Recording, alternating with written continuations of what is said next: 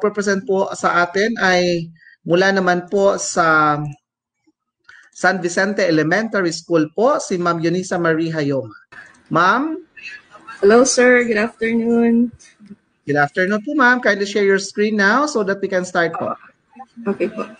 Before I will share my screen, my courtesy to our Schools Division Superintendent, Sir Reynante Solitario, EDD SASA 6, Assistant Schools Division Superintendent, Ma'am Rebecca C. Sagot, Chief Schools Governance Operations Division, Madam Eileen Anuevo, Chief Curriculum and Implementation Division, Sir Januario E. Yamota, to our school education supervisors, PSDS, principals, management team, and fellow teachers, good afternoon. I am tasked to present my weekly home learning plan for grade 6 level.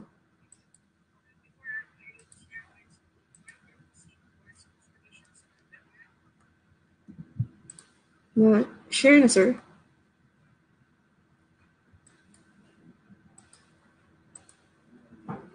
Okay. Share na po, Okay, sir. ma'am. Okay po. Yes po. Kindly, ma'am. Yes po, ma'am. I think hindi po siya lakihan po natin ng kaunti, ma'am, no?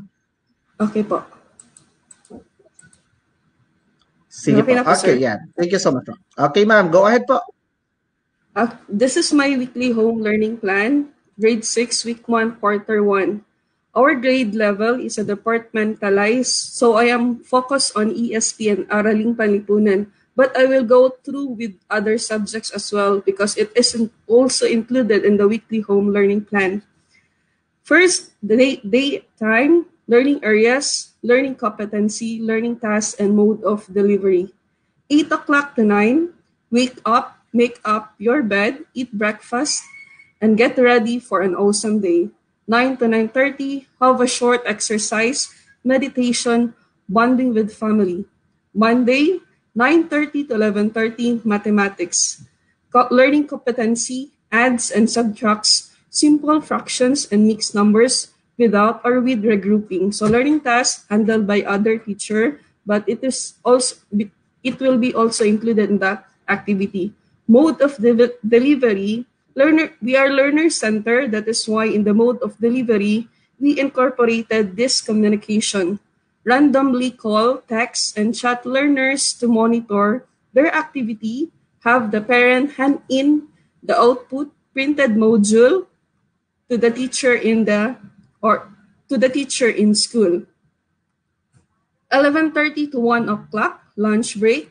1 to 3 o'clock, Filipino. Nasasagot ang mga tanong tungkol sa napakinggang, nabasang pabula, kwento, tekstong pang-impormasyon at usapan. Tuesday, 9:30 to 11:30, science. Describe the appearance and uses of homogeneous and heterogeneous mixtures, also by other teacher. 11:30 to 1 o'clock, lunch break. 1 o'clock to 3 o'clock, edukasyon sa pagpapakatao. The milk na kapagsusuri ng mabuti sa mga bagay na may kinalaman sa sarili at pangyayari. The worksheet or the activity inside the module is basahin ng mabuti ang sumusunod. Piliin ang katangian na pinaghihiwatig sa bawat situations. So meron pang mga other activities inside the module. Wednesday, 9:30 to 11:30, English. Analyze figures of speech, hyperbole, and irony. 11:30 to 1 o'clock, lunch break. 1 to 3, TLE, EPP, discusses the importance of planting and propagating trees and fruit-bearing trees and marketing seedlings. Thursday, 9:30 to 11:30, Araling Panlipunan. Milk, nasusuri ang epekto ng kaisipang liberal sa pag-usbong ng damdaming nasyonalismo. One of the activity inside the module is basahin at suriing mabuti ang mga pangungusap tungkol sa epekto ng kaisipang liberal sa pag-usbong ng damdaming nasyonalismo. Then 11:30 to 1 o'clock, lunch break. 1 to 3 o'clock, MAPE. So according to Sir Bitang earlier, that every week we have a subject for MAPE kasi nga there are 4 subjects. Kaya first week, it would be music, identify the value of notes, rest, used in a particular song. The second week, arts, discusses the concept the art processes, elements, and principles still apply even with the use of new technologies. Third week, PE, assess regularly participation in physical activities based on the Philippines Physical Activity Pyramid. And the next week, health, describes personal health issues and concerns.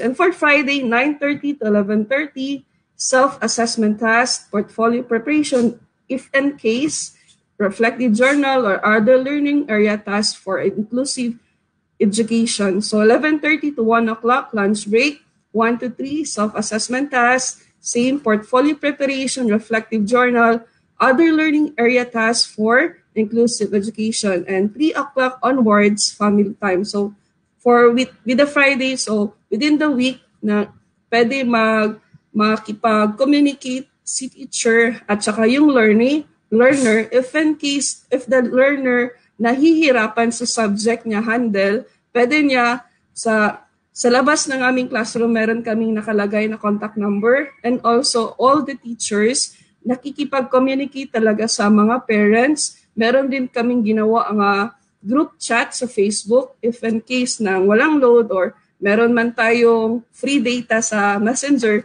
pwede makipag-communicate ang parents sa teacher if in case mahihirapan ang bata sa isang subject. So that's all for my weekly home learning plan, Sir June. Yes, ma'am. Thank you so much. Now, let us listen po for the comments coming from our CID chief. Okay. Go ahead, sir. Yeah, good afternoon, Ma'am Eunice.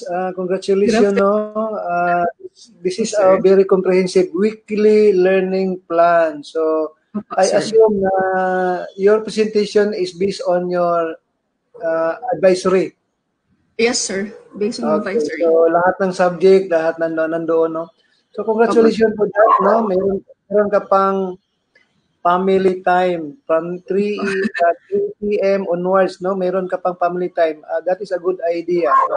Yes, sir. Yung question ko lang din, Ma'am Eunice, no? Paano natin i-ensure na yung mga ginagawa ng bata is talagang sa kanila? What will be our plan to check whether or not, for example, okay, sir. Whether or not sa kanila ba yung talaga yung mga ilang output? Ano yung gagawin natin? While listening to your conversation with the other sirs, so I am thinking that we have an assessment, formative and summative. Now we will not go deep. We will not only focus on the activities in the module. For example, we get for example, imposible naman talaga ma-perfect ang module.